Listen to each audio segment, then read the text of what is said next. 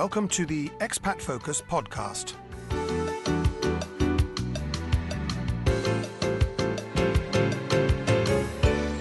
Now, today we're having a little chat with Toni Hargis, who's an excellent author. And in fact, we've spoken to her before, and she's on the phone line now. Hello, Toni. Hello, Peter. Now, it's been a little while, hasn't it, since we spoke? It has.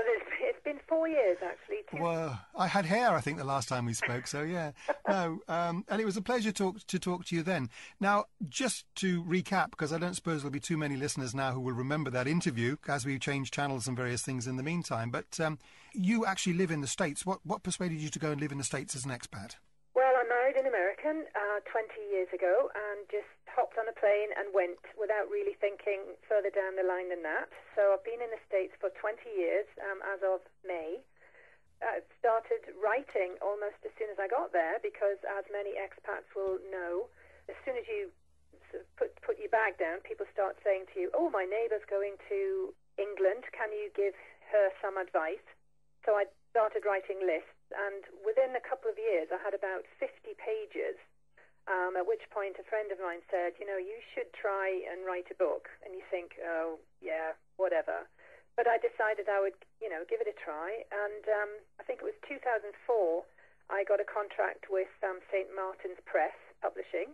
And in 2006, my book, Rules Britannia, came out, which is an insider's guide to life in the United Kingdom for people who are moving here rather than holiday makers, although apparently it's helpful for both. But it was just to give people an idea of what the houses are like, what the schools are like, generally what to expect when you move to the UK. Now, they say, don't they, that there's a good book in everybody. You've obviously proved that because it was a good book. I remember you sent me a copy to have a look at. Yeah, I think there is definitely a good book in everybody, and it's really, as a writer, it's just a question of sitting down and doing it, and also finding the business reason for publishing your book. When you're doing non-fiction, you have to write almost like a business proposal to convince your publisher that there's nothing out there like your book and it's going to sell. I think the last part's a difficult one, isn't it?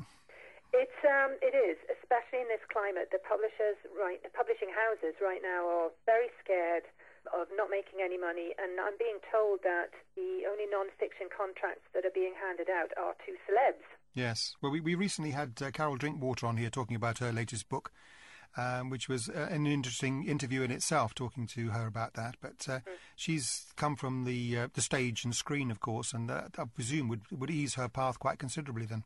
I think so. I think they're definitely more interested in people either who are famous, or the other thing is people with a platform. So if anyone out there is wanting to go blog to book, what the publishing people are saying now is they want people who are very into Twitter, have a big Facebook following.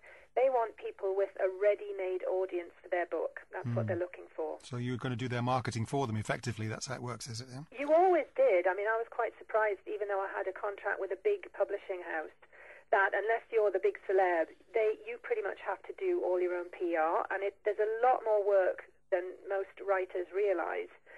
But now, yes, they want you to come with a ready-made audience because they don't have the money. No, I mean, did you have training for writing at some point before all this, or is it just that you decided you were going to do it and then learned on the road? Well, I think like a lot of people who went to decent schools in England, I could write. I then did a law degree which sharpens it all up. And then in the corporate world, I did a lot of corporate writing. So, I've always been writing. But no, I didn't do any special degree or had any special training. Now, what are you doing at the moment? Because, I mean, we know about that previous book, Rules Britannia. Is there more output? Are you writing for other people? Well, yes, I got sidetracked a bit. I do have a book that's about 80% finished, which is the reverse of Rules Britannia, and it would be for Brits coming to the States, because that's a huge market. There's about 4 to 5 million British visitors to the States every year, and at least 250,000 are emigrating, according to the government statistics. So there is a big market. So I'm heavily into that. But I got a bit sidetracked with the blog and writing for websites like Expat Focus, which I really enjoy. I mean, you don't make much money from writing unless you sort of crack the New York Times bestseller. So I just quite enjoy writing for other people, and I have 2 blogs, Expat Mum, which is my own, and I also co-host a US-UK blog called Pond Parleys, which I write with an American author who lives in England, and his name is Mike Harling. So you're getting a bit of each side then, really, to fill it all up. We take a topic a week, and I'll write as the Brit in America, and he writes, obviously, as the American in the UK, and it's quite interesting because he's been in England for 10 years. So it's amazing what you forget, and it's amazing what you remember. Yes, I can imagine it is. You sort of partly answered my next question, was really, can you make a living from it? But it's not that easy then, clearly. It's not. I mean, as I said, most writers need to supplement their income, and they do so by coaching or speaking and that kind of thing. Bloggers tend to, if they make their living through it, it tends to be through reviews, reviewing products, and advertising on their blogs.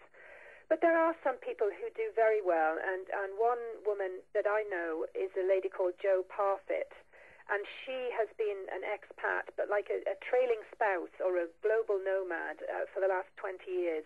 And she's written over 20 books herself. I think the most famous one is probably called A Career in Your Suitcase. But she does a lot of public speaking around the world at different global traveling conferences.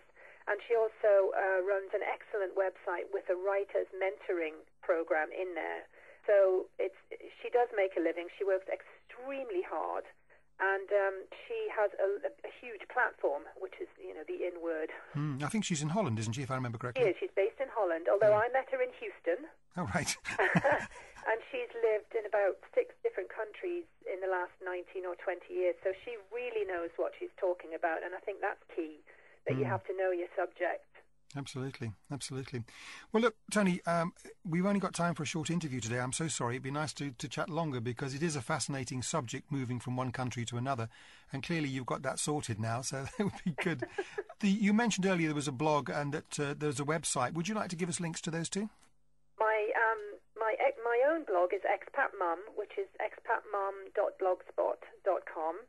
And the other one is Pond Parleys, Parleys, and that's at blogspot.com also.